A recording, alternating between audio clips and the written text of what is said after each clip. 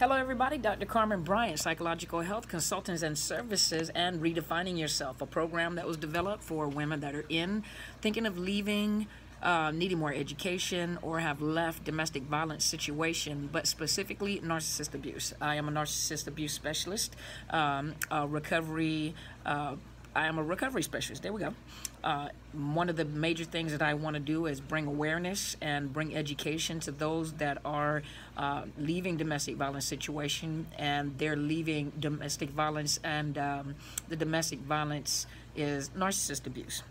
Most people don't know that they have experienced narcissist abuse or were connected to a narcissist, male or female. Even though this program is developed with women in mind, men go through the exact same thing, and hopefully you can glean from the information that I give you, because some of you are going through the exact same thing. There are many women and men, but I hear more of women committing suicide, after the discard, leaving narcissistic abusive relationships because they are so entwined and have been so what's the word I'm looking for? Trauma bonded to the narcissist, that the emotional pain that they experience is so deep that they can't handle it.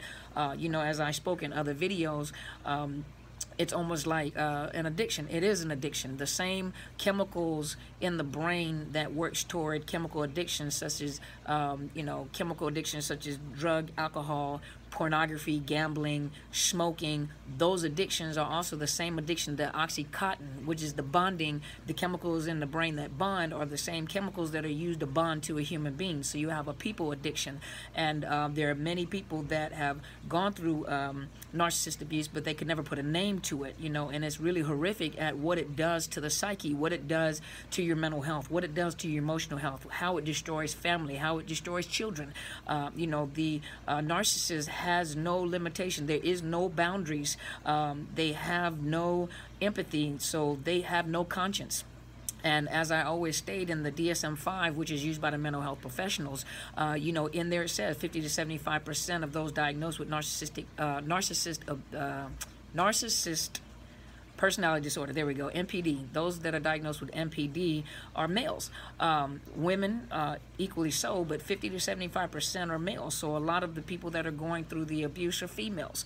As I said before, though, in this society you have male and male relationship, female relationship. However, it doesn't matter. Narcissist abuse is narcissist abuse in any relationship.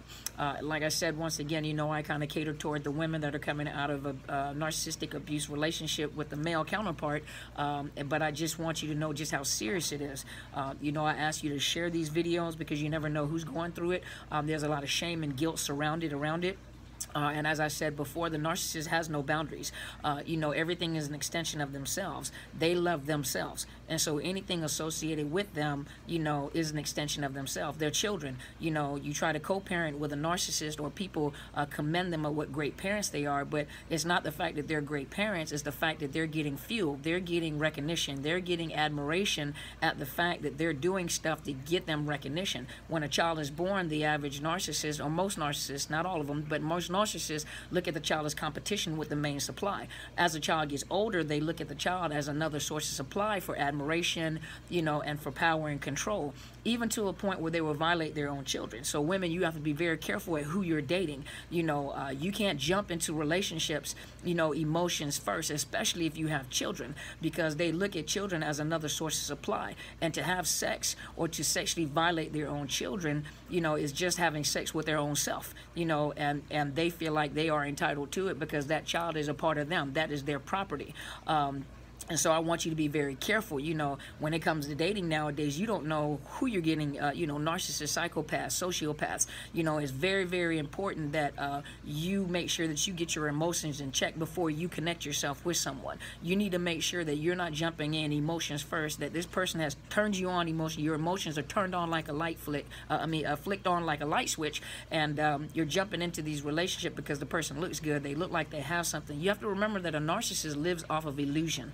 Their whole life is an illusion and a facade, and they're so good at it that the people that they connect with as sources apply to get fuel from don't even detect this. They usually can figure like something is wrong. I can't figure out what it is, but the feeling, when the trauma bonding, that feeling when they're what's the word I'm looking for, when they're love bombing the person and making them feel good, as long as they're getting what they want from that source of supply, they'll love bomb you and give you everything that you need. Remember, they've studied you long before they connected with you. They watched you, then they talked to you, and they were fishing. They wanted to fish and see where your deficiency were, where were your pain and hurt, and wherever that pain and hurt is what they use to pull you in, reel you in. So they know exactly what to do to cause you to put down your defenses and your guards to be connected with them. And so they look at you as a source of supply. What can you supply to them? Is it money? Is it recognition? Is it fame? You know, what is it? Do you worship the ground they walk on? And that's something that I wanted to talk about today, was narcissist versus Pharaoh. You know, excuse me. The narcissist, you remember, the narcissist lives off of, first of all, you know, to recognize that they lack empathy. They have no empathy. They lack, what's the word I just said a few minutes ago? They have no conscience. And then they live off of these two selves, is the false self and the real self. The real self is a person that has a low self-esteem and self-worth over themselves. They're afraid, they're cowards. A lot of them are cowards. And then the false self is this facade and the illusion that they create for the people around them. They can play any role that they want to play in, any role that they want to jump in, or any place that they want to be, where they can be worshipped. They can join fraternities or sororities, and their main focus is they look at the gathering of people and the following of people, and they look at the leadership. Their whole focus is that leadership. Their whole focus is trying to figure out to connect with the leadership to get themselves in position to lord over the people that are in that. They want control over the people because they want the people to follow them, listen to them. You know, I tell you what to do. They want that control. Or even, you know, people that hold positions of power, you know, lawyers, they manipulate the court system. They try to manipulate, they manipulate their own lawyers. They manipulate the court systems and manipulate the laws. Laws don't apply to them. They have no boundaries. They have no rules. They don't care, you know. And that's the sad part for a person that goes in innocently, that cares and wants love and wants to give love. They don't look at it like that. They're a very abnormal person. It's an abnormal character trait. It is a dysfunctional personality. It's pathological, meaning that it is there's something wrong, mental illness. There's something wrong with these individuals, even though they present themselves as being very charming. They work in society, they have jobs, you know, but there is something wrong with these individuals, you know. And as we said before, you know, there are many factors that play in it. One thing that I do realize when I was looking at dissociative disorder and multiple personalities and narcissist abuse, each one of them in the study said that each one of them you can find trauma. And a lot of them is trauma-based with sexual abuse, some type of sexual violation. With the dissociative disorders, you know, the mind splits in order to handle the pain and the trauma. And so it splits into different, what's the word we're looking for? Different personalities. Distinct different personalities, and each personality plays a role to protect that main personality, which is the scared, defeated, you know, hurt, abused sense of self. The narcissist is also just like the autoimmune, you know, the autoimmune deficiency. It is a personality defense system that has went wrong based off of the trauma that they've experienced.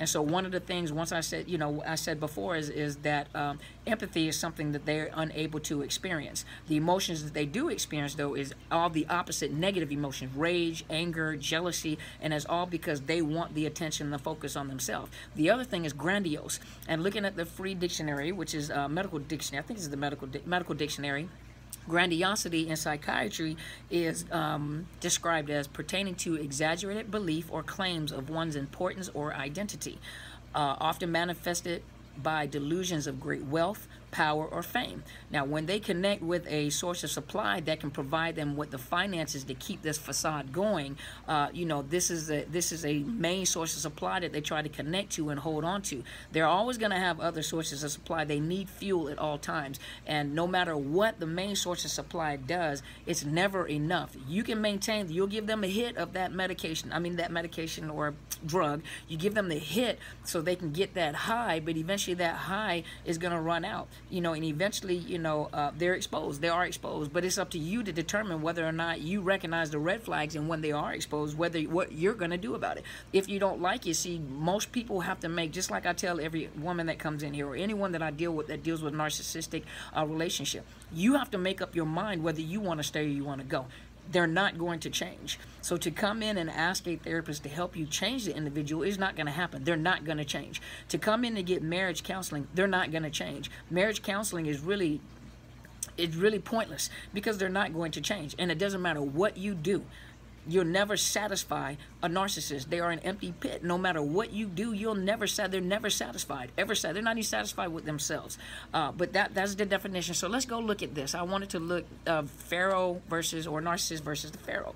And I want to tell you something. So as you know, well, as you don't know, I love antiquities. I like studying like ancient history. But Pharaoh, which was in ancient Egypt, was a political religious leader of the people that held titles Lord of the Two Lands and High Priest of every temple. Okay, so you can find this on ancient.eu Pharaoh.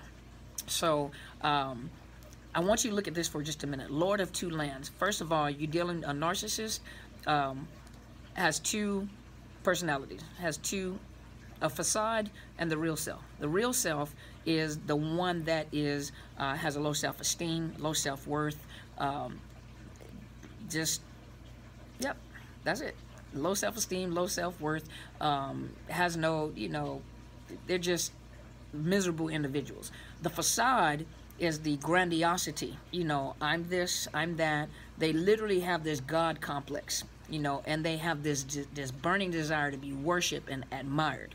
And so I put those two titles together because they literally act as a pharaoh over people.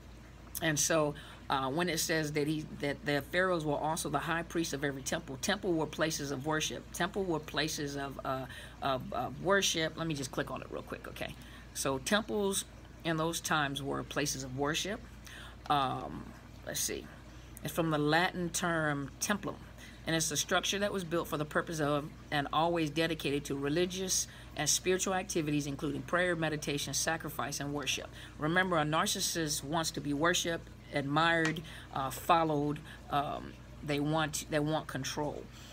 So they are the Lord. They were the let's look, the Lord of Two Lands and the high priest of every temple. Okay, so let's look. The term Pharaoh is a Greek form of the Egypt Pharaoh or Pera or Pere, which was the designation for royal residence and means great house. They create their own great house, and they also, with the flying monkeys and the sources of supply, create their own great house of followers. The name of the residence became associated with the ruler, and in time it was exclusively for the leader of the people. So now let's look.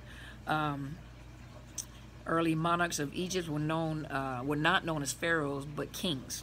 In their minds, in the narcissist mind, they're kings and they're pharaohs, they're lords.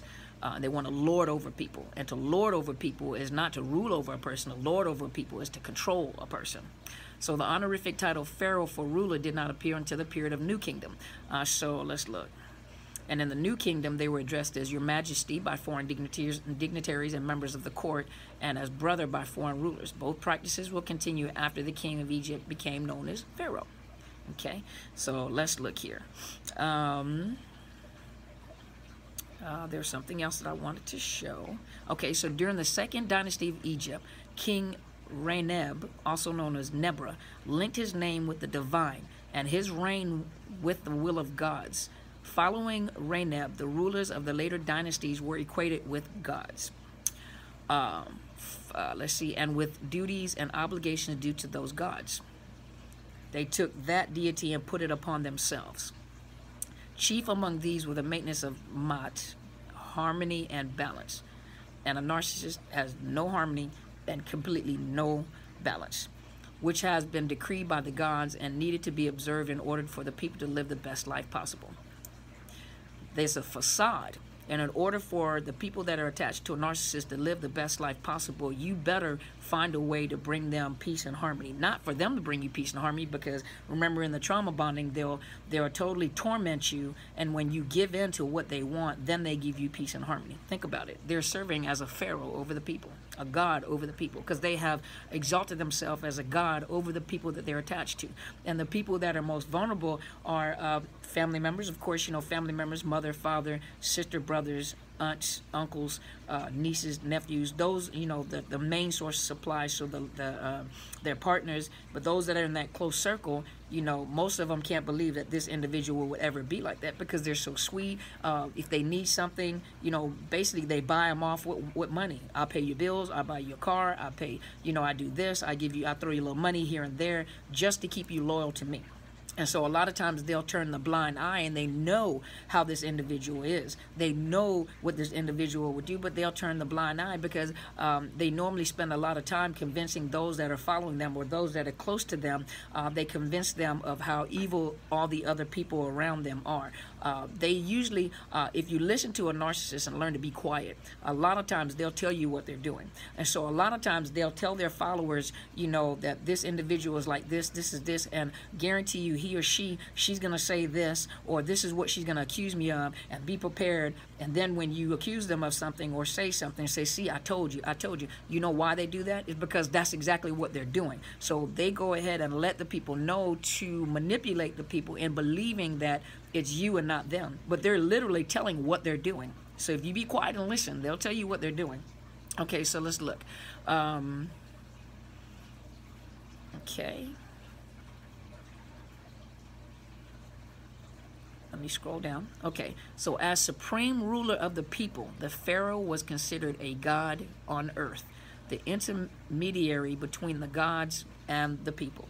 When the Pharaoh came to the throne, he was instantly associated with Horus, the god who had defeated the forces of chaos and restored order. Now think about it for just a minute. A narcissist is full of chaos and disorder. And so they present themselves as people that are in order, have it all together, have this grandiose thinking of themselves. You know, we have wealth and riches. You know, I have all this, so I deserve your admiration. I deserve your worship. I deserve that you respect me and that I'm able to control you because you don't have what I have and you're not as smart as I am. And so, let's see. As such, his role as high priest of every temple, it was the Pharaoh's duty to build great temples and monuments celebrating his own achievements and paying homage to the gods of the land who gave him the power to rule in this life and would guide him into the next. And so I just wanted to associate for a minute that grandiosity in a narcissist. A narcissist literally exalts themselves as a god over the people that they pull in as a source of supply or as flying monkeys. If you don't abide by what they say, if you don't allow them to control you, you will be punished. You know, and so if you really think about it, you know, how were they exalted as a god in your life? Because you allowed them to exalt themselves as a god in their life. You kept feeding the fire, and the fire kept getting bigger. They look for sources of supply to fuel them. So it's your energy, it's your emotions. You know, whenever they're tyrants, and you feed into that, you're feeding into their ego, you're feeding into that grandiosity. In order to keep a fire burning, you have to continue to put fuel. And the more fuel you put in there, the bigger the fire gets. They have to live off of this high burning fire, and you become the fuel. And when you're unable to sustain that fuel, they automatically go and look for more source supply. One thing I can tell you, you're not the only source of supply. You're not the only source of supply. And it's hard to believe that, you know, it's hard to believe, but they're such good parents. That's a facade because of the fact that you admire them for being a good parent, but they're actually not a good parent. The child is a extension, but they're such a good uncle. They're not a good uncle, or they're not a good aunt. That, because of you giving them that admiration, that's what they do to continue getting that admiration. They need followers. They need people to fuel them. They need people to throw coal in the fire to keep the fire burning. And so I just wanted to tell you that. I wanted you to think for a minute, because coming out of a relationship with a narcissist is one of the hardest things that you'll probably ever have to do, especially if you have a lot of time invested, property invested, finances invested, tears invested. They don't care. They love them. You love them, and they love them. They love them. It's all about them. Has nothing to do with you. They don't have the capacity to feel love like we feel love. They don't have empathy. It's all about feeding themselves. It's all about making them feel good. You have to make them feel good. And if you don't make them feel good, if you don't admire it, if you don't help them to look like a movie star, make them look like a rapper, make them look like a famous individual, make them look like a politician or a high person within the community, then you have failed at your job, and you probably will be discarded. And so if you have been discarded, you know, my heart goes out to you, and my heart goes out to you, but I'm going to tell you this: you will recover from it. The hardest part is the withdrawals. The hardest part is the recovery process. The hardest part is the healing process of the discard. But I promise you, you have to reach out to go get some help. You have to reach out to go talk to a counselor and ask them, do you understand narcissist abuse? Let them tell you. If you've been watching these videos and you know that you need help to get beyond the discard, you have to cut them off completely. There is no talking. There is no such thing as we're going to be friends. There is no such thing as co-parenting. It doesn't work like that. You know, if there are children involved, my greatest what's the word I want to say? Advice to you is to go talk to a sexual assault counselor, a domestic violence advocate that understands abuse, a counselor, and I need you to talk to them. Talk to them about things you see. Talk to them about the things that you're feeling, and ask them, do you understand narcissist abuse? Not just narcissist because you're hurling an insult or they're just narcissistic, you know, because that's being used as an insult. So a lot of time the court systems, you know, counselors and people around you, you know, well, she's just upset, or yeah, he is a little arrogant, or she is a little arrogant. No, ask the counselor or the professional that you're working with, do you understand narcissistic personality disorder? Do you understand narcissist abuse? And you pick your counselor. Every counselor is not a fit for you, especially in this situation. You find one that understands trauma, and you find someone that understands narcissist abuse, and connect with them. You know, and you know, you're going through a grief and loss process. You're in the process of shock. You're in the process of denial. So many women stop coming to counseling with me because they're in denial and they're in shock. There's no possible way that this individual will be. I invested all this time, but I hate to tell you, that is I'm not going to lie to you. That is the truth. And you find someone that's going to be honest with you and then help you through this grief process. There's help out there that, you know, and suicide is real.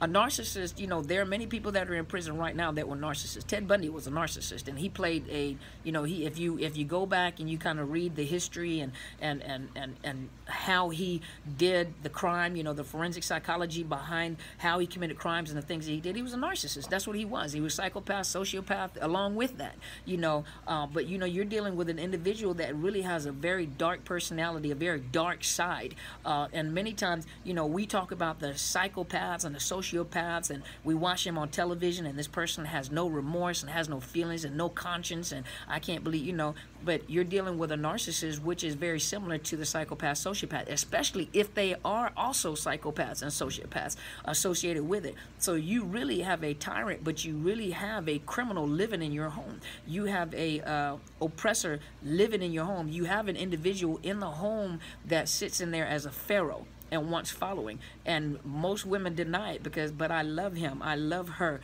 you know, and there's no possible way, and they're good to me, and they do this, and look what all they did. If you really back up and look at your situation, you know, you'll find out that, you know, that is a facade. The person that you met in the very beginning was the representative, was the illusion that they created to pull you in. Once they got your heartstrings, and once they locked you in, you know, you started to see the red flags. You started to have that check. You know, you got to go by your intuition. Something is not right. I can't put my finger on it before you invest everything. You invest your whole soul. You give them everything, and that's what they want. They want you to give everything, your mind, your soul, your money, everything, even your children. They want you to give everything. That is the sacrifice to this God called Pharaoh. This is the sacrifice to this God called narcissist. And that's what that narcissist is. They want you to fuel that fire. And it's just like back in ancient times, and I think it was, I can't recall the deity that they used to worship, but whatever that deity was, I'll probably think of it like after I turn off the video. They used to sacrifice children and put the children in the burning hands, and they used to have the drum beats, and they made the drum beats louder so you couldn't hear the screams of the children. They made the drum beats louder so you couldn't hear the screams of the parents that were sacrificing the children as sacrificing themselves. Human sacrifices. This is what that narcissist is like. They want human sacrifices. They want your soul. That means your emotions, your thoughts, your feelings, everything, your intellect, your thoughts, all your energy needs to be focused on this individual. That is the most draining thing that you can ever do. You know, you start failing at your job, you know, and then you're shamed. A lot of people become shamed. A lot of women and men, but a lot of women that have gotten into the situation know they're just too ashamed to come back out. They probably have heard someone talk about this individual that they connected with. Someone has probably advised them. They probably recognize the signs. They have probably been in a relationship like this before, but they turned off the red flags and they're like, it's not possible that I can get back into a relationship. So they've gone too far into the relationship, and now it's a matter of shame. Now I'm trying to keep people from realizing I made the same mistake once, 2, 3, 4, 5 times, and so it's hard for them to back out. So they hope that this person will change, or they hope that they can just cover it up, but it's a shameful thing. It's an embarrassing thing. But the longer you stay in it, the more they eat at your soul, and the possibility is that there's a possibility that suicide could be on the table. Most of them won't try to kill you. Some of them have, which most of them are in prison, and some of them not even in prison. Some of them still walking around free. But the one thing that they'll do is they'll push you to suicide, because if you commit suicide, that is the ultimate sacrifice to that Pharaoh. That's the ultimate sacrifice to that God on earth that lords and abuses people. So for you to commit suicide is an ultimate sacrifice to them. And they may grieve because they've lost their source of supply, but they're not going to grieve the fact that you're gone. They're going to grieve the fact that they lost their source of supply, but they'll go right back on the hunt to find another one. And this time when they enter in, you've trained them a certain way, and so now when they enter in a new relationship, they make it worse for another person, with the possibility they can kill the other individual. And I had a friend share with me that the narcissist that she was connected to, thank God she got out of the situation, but the narcissist ended up murdering another woman. Probably not on purpose, but ended up murdering another person, and the body has not been discovered. So think about that for just a minute. You know, think about that, and that's in the news. You know, so think about how serious this thing is. How serious, you know, if you need help, get help. You know, stay tuned. You know, I'm developing a program, and I'm hoping to launch it as of January 2019. It gives me the opportunity to expand beyond the state of Washington, because my license limits me to provide mental health services here in the state of Washington. But as a coach, where I cannot provide you with mental health counseling, but as a coach, that allows me to connect with you wherever you are across the globe, and then you and I can interact. I'm also going to develop, you know, the groups where we can do online groups, and you can actually talk to me and I will talk with you. You know, we can talk, we can share stories, you know, and sometimes you need a group of people to get together. And I'm not going to have male and females in the same group. I'm going to have, you know, females in the group. You know, I'm focused on the females, so I have females in the group. And I want you to come into the group. We can talk. We can exchange stories, you know, and I can coach you, I can talk to you, and we'll do the group coaching, so you can see that there are other people out there like yourself at different levels of recovery. Here in the state of Washington, I would like to start it. I'm going to find a conference center where I can start, and I will welcome people wherever you are to come and join me, and you can see other people that are at different stages of healing, different stages, you know, and some people that are trying to come out the situation and have not been bold enough to talk about it. But whatever you do, I ask you to share these videos to help someone, because you don't know who's in the situation. You know, you don't know who's crying for help. You know, you don't know, you know, who needs information dealing with this. If it doesn't apply to you, it doesn't apply to you. You know, just send the, you know, just share it on your video, share it, you know, on YouTube, share it on Facebook. You know, please also take the opportunity to go to my YouTube channel, Dr. Carmen Bryant with a T, at okay, I was going to give you my email address. Okay, Dr. Carmen Bryant at Outlook.com, DrCarmenBryant at Outlook.com, and my YouTube channel, which is Dr. Carmen Bryant with a T, Overcoming Narcissist Abuse. You know, like it, you know, subscribe to the channel, hit the bell so you know whenever I upload videos, and also you're welcome to go to my professional Facebook page, which is Psychological Health Consultants and Services. And go ahead and like the page so that you can keep up whenever I post videos. Please share. If you or anyone else is in a domestic violence situation, let me give you the national hotline, okay? National hotline for domestic violence. Let me give you this number. So the domestic violence hotline, if you want to ask questions in private, you know, you're also welcome to email me. Ask me questions, ask me to do videos, you know, comment on the videos, let me know these are helping you. Let me give you the number to the national hotline. It is 1-800-799-7233. you know, and it's confidential. You can ask whatever questions you want to. Let me look. Give you another one. And this one is, this program is called RAIN. And it's at RAIN.org. It's the National Sexual Assault telephone line. You can call 1-800-656-HOPE, 1-800-656-4673, and you'll be connected with trained staff members for sexual assault service provider in your area, and to ask questions. You know, you can ask questions confidential. They won't ask you who you are. To ask questions online, there's also a 24/7 help online. You can go, and it's online.rainn.org for sexual assault providers. And once again, you have the number to the National Domestic Violence Hotline if you need to ask questions, 1-800-799-7233. Please take the opportunity to help someone, and we need to make sure that we intercede or interject ourselves into situations to assist them with getting help. No life is worth losing, and no life is worth sacrificing to a narcissist. They're not worth it. Thank you so much for watching. Thank you so much for listening. And I'm sorry, you know, my schedule has been a little hectic, so I wasn't able to do all the videos like I want to, but I am consistent, and I will continue to make these videos. You guys have a great day. Thank you so much for tuning in. As my friend always says, go and be great.